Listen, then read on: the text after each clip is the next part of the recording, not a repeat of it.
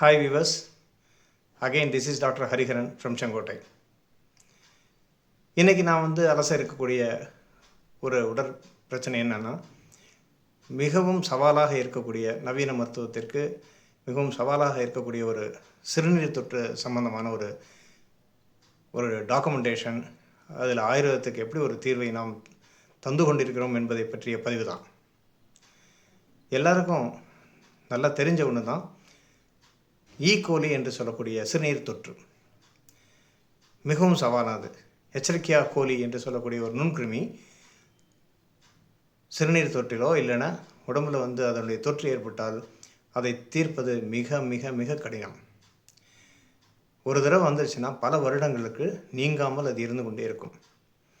சரி, ஈகோலி வந்துருச்சு, அதனால் என்ன போகுது அப்படின்னா, அடிக்கடி காய்ச்சல், சிறுநீர் கோளாறுகள், நீர் சுருக்கு, அது வெளியேறுவதில் கஷ்டம், அப்பப்போ ஒரு சில்ஸ், விரையல், இந்த மாதிரி பல விஷயங்களை அது கொண்டு வரும்.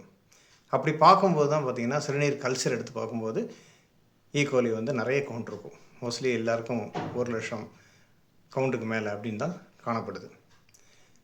நானும் என்னுடைய நோயாளிகளுக்கு பல வருடங்களாக இதற்கான ஒரு முழுவதுமான ஏற்படக்கூடிய தீர்வுக்காக நிறைய கிளினிக்கல் ரிசர்ச்லாம் பண்ணினேன்.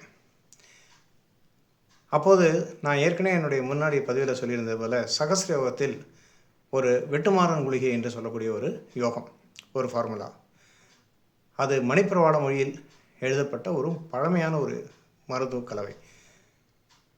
சமஸ்கிருதம், மலையாளம், தமிழ் மூன்றும் கலந்த ஒரு மணிப்பிரவாள மொழியில் அது எழுதப்பட்டிருந்தது. ஆக்சுவலாக அந்த மருந்து எதுக்கு கொடுப்போம்னா, இஞ்சி சாறில் தான் அது அரைச்சி காய வச்சு அந்த குளிகைகளை காய்ச்சல் வரும்போது, ரொம்ப அதிகமான காய்ச்சல் இருக்கும்போது மகா சுதர்ஷனவடி, சொர்ணமுக்தாதி குளிகை போன்ற மருந்துகள்லாம் கொடுக்கும்போது இதை இஞ்சி சாறில் 3 வேளை 4 வேளையெல்லாம் கொடுப்போம். ரொம்ப உஷ்ணமான மருந்து.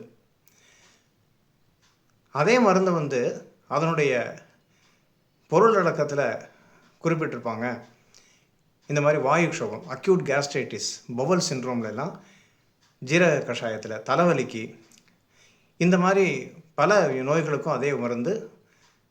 ஒவ்வொரு விதமான அனுபானம், ஆயுர்வேதத்துலேயும் சித்த மருத்துவத்துலேயும் அனுபானம், தி வெஹிக்கிள், இந்த மருந்து எதில் கொடுக்குறோங்கிறது ரொம்ப ரொம்ப முக்கியம்.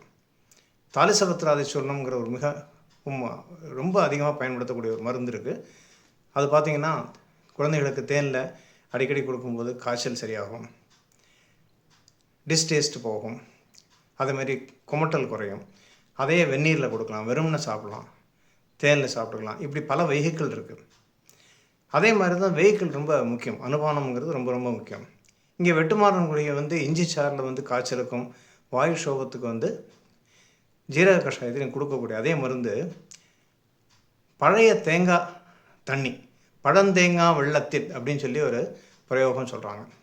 அதாவது புளித்து வைக்கப்பட்ட ஒரு இளநீரில் இந்த குளிகையை கொடுக்கும்போது மூத்திர கிரச்சனம் என்று சொல்லக்கூடிய நீர் சுருக்கு முழுவதுமாக விலகும் அப்படின்னு ஒரு குறிப்பு இருக்குது.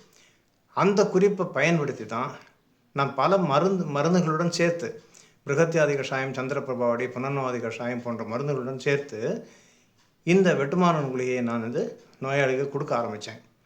இளநீர் எடுத்து ஒரு சொம்பில் விட்டு ஒரு நாள் ஃபுல்லாக சிப்ரி தட்டை போட்டு மூடி அதை ஃபர்மெண்ட் பண்ணி அடுத்த நாளைக்கு அதை எடுத்து 2 மாத்திரையாக சாப்பிட சொல்லுவோம். It had a wonderful effect. இந்த பதிவுக்கு அப்புறம் நான் அதனுடைய டாக்குமெண்ட்ஸை 1-2 இதில் பதிவிடுறேன். முதல்ல பார்த்திங்கன்னா 1,00,000 கவுண்ட்லாம் இருந்தவங்களுக்கு சட்டுன்னு ஒரே வாரம் 10 நாளில் 10,000 ஆகிடும், குறைஞ்சிரும். அப்படியே முழுவதுமாக நெகட்டிவான கேசஸ்லாம் நிறைய இருக்குது. ஸோ உதாரணத்துக்கு 1-2 டாக்குமெண்ட்ஸை நான் இதோட சேர்த்து பதிவிடுறேன். எனவே இனிய நண்பர்களே, ஈகோலிங்கிற இந்த பிரச்சனைகள் இருப்பவர்கள் கண்டிப்பாக ஆயுர்வேத மருத்துவத்தை அணுகி அதிலிருந்து முழுவதுமாக விடுபட வேண்டும். நான் இது எல்லாருடைய பயனுக்காக தான் இந்த பதிவை நான் பதிவு செய்ய விரும்புகிறேன். கண்டிப்பாக இதை நீங்கள் உங்களுடைய நண்பர்களுக்கும் பகிர்ந்து இதனுடைய பயனை பெற வேண்டும் என்று இந்த பதிவின் மூலமாக வேண்டி விரும்பி கேட்டுக்கொள்கிறேன்.